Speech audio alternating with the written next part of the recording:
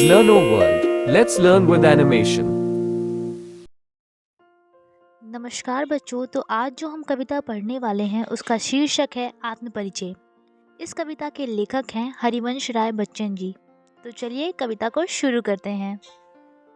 उपरोक्त पंक्तियों में कवि कहते हैं कि वह संसार में जीवन का भार अर्थात सांसारिक कठिनाइयों का बोझ उठाता घूमता है, फिर भी इन सब के बावजूद कवि का जीवन प्यार से भरा रहता है।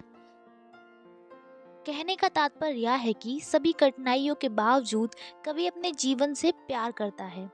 कवि अपने जीवन को सितार की तरह मानते हैं, जिसके तारों को उनके अनुसार किसी ने छूकर कंपित कर दिया हो, अर्थात छेड़ दिया हो। वे मानते हैं कि उनका जीवन इन्हीं तार रूपी सांसों के कारण चल रहा है। कहने का तात्पर्य यह है कि किसी प्रिय के द्वारा कवि के कोमल मन की भावनाओं को छू लेने से जो दिल में हलचल पैदा हुई है, उसी प्रेम से भरे हुए अपने जीवन को कवि जी रहा है। आगे कवि कहते हैं कि उन्हें जीवन में जो प्रेम मिला है वे उसी प्रेम रूपी मदिरा अर्थात शराब को पीकर नशे में मस्त रहते हैं। उन्होंने कभी संसार की परवाह नहीं की, क्योंकि कवि के अनुसार यह पूरा संसार उन्हीं लोगों को अधिक महत्व देता है या उन्हीं को पूछता है जो संसार के अनुसार चलते हैं तथा उनका गुणगान करते हैं। लेकिन कवि अपने मन की इच्छा के अनुसार ही चलता है, अर्थात कवि वही करता है जो उसका मन कहता है। फिर दुनिया उनके बारे में क्या कहेगी, इसकी उन्होंने कभी परवाह ही नहीं की। उपरोक्त पंक्तियों में कवि कहते हैं कि वह हर समय अपने हृदय के भावों को संसार के समक्ष लाने की कोशिश करता है। कवि को जो प्रेम रूपी भेंट मिली है वह उसको हमेशा अपने दिल में लिए फिरता है। कवि के अनुसार यह संसार अधूरा है, जिस कारण उसको यह संसार पसंद नहीं आता। यही वजह है कि कवि अपनी कल्पना के संसार में खुश रहता है। कहने का तात्पर्य यह है कि कवि को स्वार्थी व चापलूसी से भरे संसार में रहने से अधिक अपनी कल्पना के संसार में, जहाँ प्रेम ही प्रेम भरा है, रहना पसंद है। कवि आगे कहता है कि वह अपने हृदय में प्रेम रूपी आग जलाकर उसमें जलता रहता है। इस प्रेम रूपी अग्नि के कारण ही कवि अपने जीवन में आने वाले सुख दुख दोनों में ही डूबा रहता है, अर्थात दोनों में ही एक समान व्यवहार करता है। संसार के लोग संसार की आपदाओं रूपी सागर को पार करने के लिए कर्म रूपी नाव बनाते हैं। इसका अर्थ यह है कि संसार के सभी लोग मोक्ष प्राप्ति के लिए अनेकों मार्ग अपनाते हैं, परंतु कवि संसार रूपी सागर की लहरों पर मस्त होकर बहता है। कहने का तात्पर्य यह है कि कवि अपने जीवन में आने वाले दुख सुख रूपी लहरों में भी मस्त रहता है, क्योंकि कवि के अनुसार उसके पास तो प्रेम की नाव है। उपरोक्त पंक्तियों में कवि कहते हैं कि वह अपनी जवानी के पागलपन की मस्ती में घूमता रहता है। इस पागलपन के कारण कवि अनेकों दुख व निराशा का भी सामना करता है और वह इन दुखों व निराशा को साथ में लिए घूमता है, अर्थात वह अपना जीवन दुखों व निराशा के साथ जी रहा है।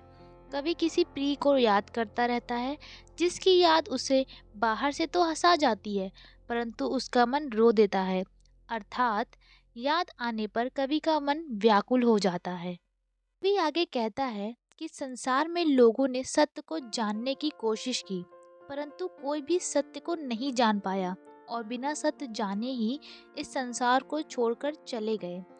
कवि बताते हैं कि नादान एवं मूर्ख भी वही होते हैं जहाँ समझदार एवं चतुर होते हैं।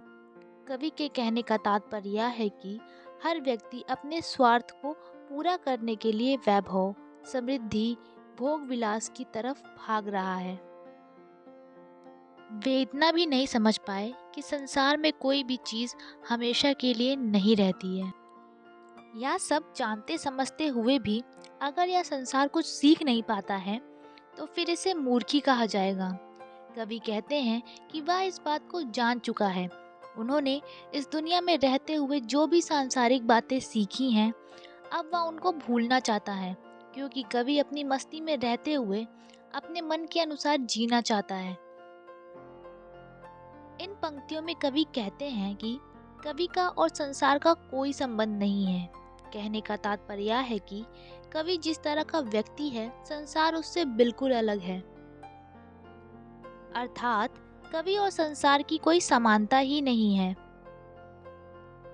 कवि हर रोज अपनी कल्पना के अनुसार संसार का निर्माण करता है, फिर उसे मिटा देता है। कवि कहता है कि यह संसार इस धरती पर सुख समृद्धि के साधन इकट्ठे करता रहता है। उस धरती को कवि हर कदम पर ठुकराया करता है। कहने का तात्पर्य यह है कि कवि जिस धरती पर रहता है, उसके अनुसार न चलकर उसके विपरीत व्यवहार करता है। आगे कवि कहता है कि वह अपने दुख में भी सभी के लिए प्रेम भावनाएं लिए फिरता है। कवि की वाणी भले ही ठंडी सी प्रतीत होती है, परंतु वह उसमें पूरा जोश लेकर चलता है। कवि मानता है कि उसका जीवन प्रेम में निराशा के कारण खंडर सा हो गया है, फिर भी वह ऐसे खंडर का एक हिस्सा लिए घूमता है जिस पर किसी राजा का महल भी न्यौछावर कर दिया जा सकता है। कहने का आशय यह है कि कवि अपने मन में जो प्रेम लिए फिरता है, उसे वह सबसे अनमोल मानता है। उपरोक्त पंक्तियों में कवि कहता है कि उसके दुख की भावना का लोग अलग अलग अर्थ निकाल लेते हैं। जब किसी दिन कवि दुख के कारण रोता है, तो उसकी मधुर आवाज के कारण लोग उसके रोने को भी संगीत समझ लेते हैं। और जब कभी वह अपने दुखद विचारों को जोर जोर से व्यक्त करते हैं, तो लोग समझ लेते हैं कि वह कविताएं बना रहे हैं। कवि यह चाहते हैं कि लोग उन्हें कवि कहकर ना पुकारें, परंतु फिर भी वह एक कवि के रूप में ही प्रसिद्ध हो रहे हैं। लोग उन्हें एक कवि के रूप में ही अपनाना चाहते हैं। कवि आगे कहते हैं कि ना जाने क्यों समाज उसका दीवाना रूप स्वीकार नहीं करना चाहता है, जबकि वह दीवानों का रूप धारण करके संसार में घूमता रहता है। उसके जीवन में जो प्रेम रूपी मस्ती शेष रह गई है, वह उसे लिए घूमता फिरता है। कवि उसी प्रेम रूपी मस्ती का संदेश लिए फिरता है, जिसको सुनकर सारा संसार झूम उठता है। कवि के प्रेम भरे गीतों की मस्ती सुनकर लोग प्रेम में झुक जाते हैं तथा प्रेम के आनंद से झूमने लगते हैं। कहने का तात्पर्य यह है कि कवि अपने मन के भावों को शब्दों में व्यक्त करता है और संसार के लोग उस शब्दों को गीत समझकर झूम उठते हैं। इसी के साथ हमारी कविता यहाँ समाप्त होती है। Explanation by Anshika Ma'am. Subscribe to learn O World in